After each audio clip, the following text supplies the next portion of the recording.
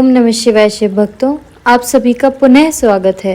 महाशिव पुराण की इस पावन यात्रा में हम पढ़ रहे हैं रुद्र संहिता का तृतीय खंड। आज का अध्याय है मेना को प्रत्यक्ष दर्शन देकर शिवा देवी का उन्हें अभीष्ट वरदान से संतुष्ट करना तथा मेना से मेनाक का जन्म। नारद जी ने पूछा, पिताजी, जब देवी दुर्गा अंतर्ध्यान हो गई और देवगण भी अपने अपने धाम को चले गए, उसके बाद क्या हुआ? ब्रह्मा जी ने कहा, मेरे पुत्रों में श्रेष्ठ विप्रवर नारद जब विष्णु आदि देव समुदाय हिमालय और मेना को देवी की आराधना का उपदेश दे चले गए, तब गिरिराज हिमाचल और मेना दोनों दंपति ने बड़ी भारी तपस्या आरंभ की। वे दिन रात शंभु और शिवा का चिंतन करते हुए भक्ति युक्त चित्त से नित्य उनकी सम्यक रीति से आराधना करने लगे। हिमवान की पत्नी मेना बड़ी प्रसन्नता से शिव सहित शिवा देवी की पूजा करने लगी। वे उन्हीं के संतोष के लिए सदा ब्राह्मणों को दान देती रहती थीं।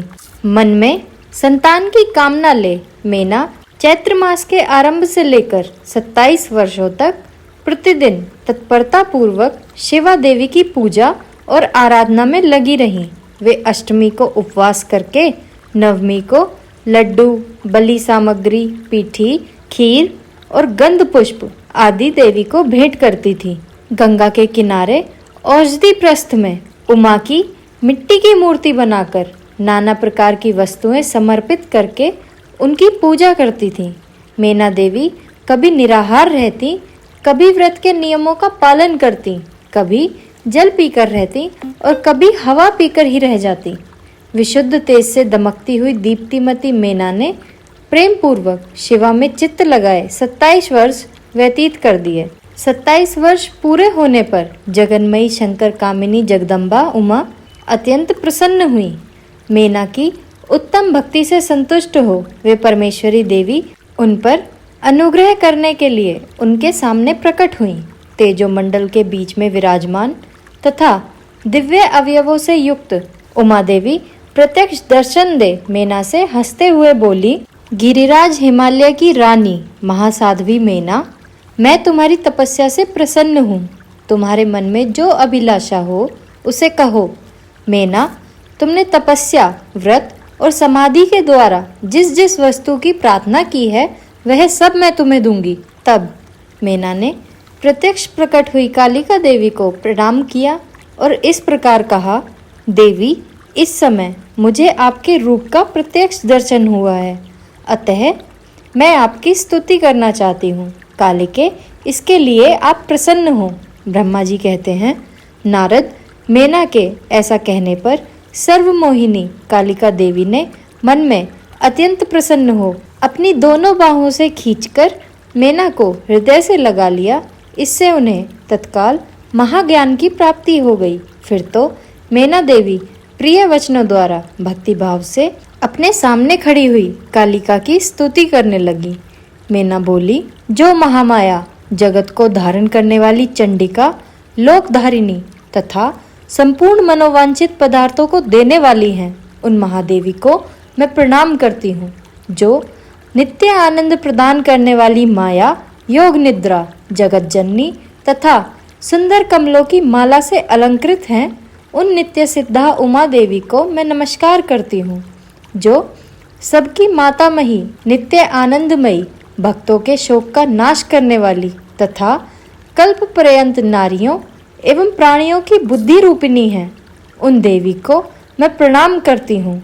आप यतियों के अज्ञान में बंधन के नाश की हेतुभूता ब्रह्म विद्या हैं।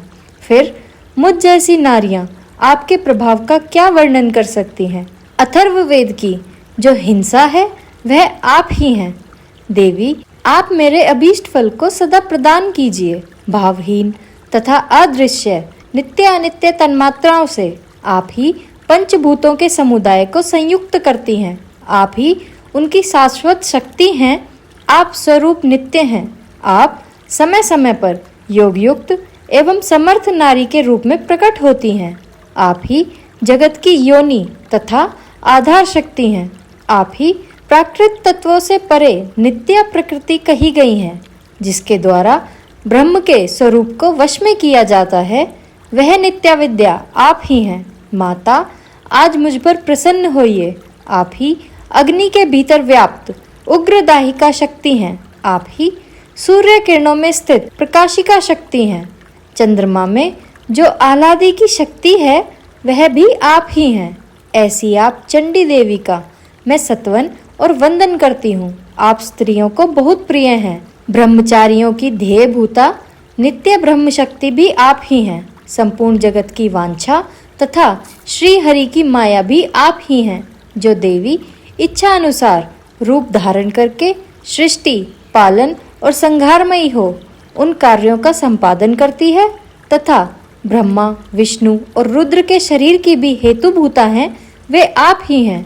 देवी, आज आप मुझ पर प्रसन्न हो। आपको पुनः मेरा नमस्कार है।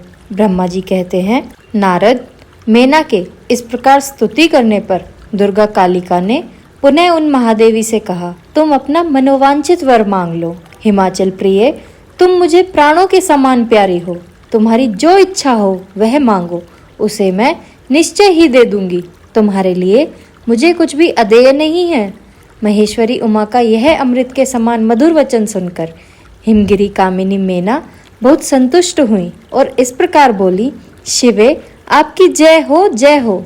उत्कृष्ट ज्ञान वाली महेश्वरी जगदम्बिके, यदि मैं वर पाने के योग्य हूँ तो फिर आपसे श्रेष्ठ वर मांगती हूँ। जगदम्बे, पहले तो मुझे 100 पुत्र हों, उन सबकी बड़ी आयु हो, वे बल पराक्रम से युक्त तथा रिद्धि सिद्धि से संपन्न हो। उन पुत्रों के पश्चात मेरे एक पुत्री हो जो स्वरूप और गुणों से सुशोभित होने वाली हो, जो दोनों कुलों को आनंद देने वाली तथा तीनों लोकों में पूजित हो। जगदम्बिके शिवे, आप ही देवताओं का कार्य सिद्ध करने के लिए मेरी पुत्री तथा रुद्रदेव की पत्नी होइए और तदानुसार लीला कीजिए। ब्रह्मा जी कहते हैं, नारद, मेना की बात सुनकर प्रसन्न हृदय देवी उमा ने उनके मनोरथ को पूर्ण करने के लिए मुस्कुराकर कहा, पहले तुम्हें 100 बलवान पुत्र प्राप्त होंगे। उनमें भी एक सबसे अधिक बलवान और प्रधान होगा, जो सबसे पहले उत्पन्न होगा।